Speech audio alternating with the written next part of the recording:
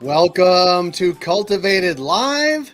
My name is Jay Rosenthal. I'm the co-founder of Cultivated Media and the host of this program, Cultivated Live. And since we launched in November, our goal at Cultivated has been to be cannabis industry first, providing you with the most important, insightful, useful, and timely information every single day. We do that through our daily newsletter at Cultivated Daily.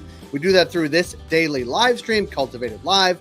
We would love if you follow us on LinkedIn, subscribe to us on YouTube, get our newsletter in your inbox every day. You can find it at cultivated.news. Here's what is driving the cannabis news today. The Chevron Deference ruling from the Supreme Court of the United States is driving a lot of online debate about what it means for cannabis and the cannabis industry. And that's what drives today's newsletter. Our editorial fellow, Charlie, recapped what folks are saying, including Matt Zorn of Yetter Coleman, who joined actually Cultivated Live last week. You can read about what he and others have saying in today's newsletter, again at cultivated.news.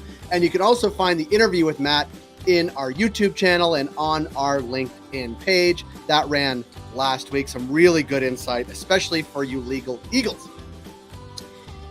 To Delaware, where the chair or Delaware's marijuana commissioner said that the state's recreational market is set to open in early 2025, following the passage of 3 new related bills and cleanup legislation. Governor John Carney has yet to sign these bills into law, but we expect he will. And here's probably why: because Maryland cannabis sales, both medical and adult use, have exceeded $1.1 billion in the first year following legalization, which happened last July, with adult use sales contributing over $700 million and medical sales nearly $400 million.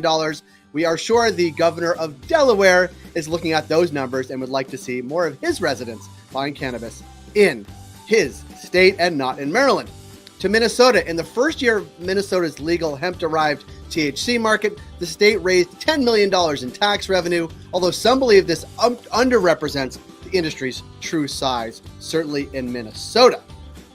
That's what's driving today's cannabis news, but it is summer. We hope you had a nice break, whether you're in Canada for Canada Day or July 4th in the US. And we here at Cultivated are hitting the road. Next week, I'll be traveling through New York, Vermont, New Hampshire, and Massachusetts on a cannabis road trip. If you happen to be in some of these places, hit me up. I'd love to drop by. I'm working on stops in Buffalo, Syracuse, Albany, Hoosick, as well as Vermont, New Hampshire, Massachusetts. More details as this week rolls on. And that is it for today's Cultivated Live. We encourage you to subscribe to our newsletter at cultivated.news.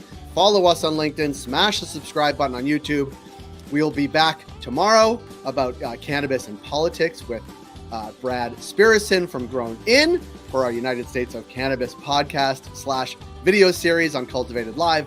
Wednesday with Jeremy Burke, my co-founder and our editor-in-chief. And then Thursday, we'll be back with Krista Raymer from Vitrina, talking all things cannabis retail. And then we'll have our show on Friday, and then we're going to hit the road for next week. So we will see you all of those days and next week. See you tomorrow, 10 a.m. Eastern, right here on LinkedIn and YouTube. And as always, remember to buy cannabis at your local dispensaries, especially in the summer, especially earlier in the week when it's quieter at dispensaries. They could use your dollars today. Thank you for joining today's episode of Cultivated Live. Remember, follow everything we do at cultivated.news, and we will see you back here again tomorrow. Thanks, everybody.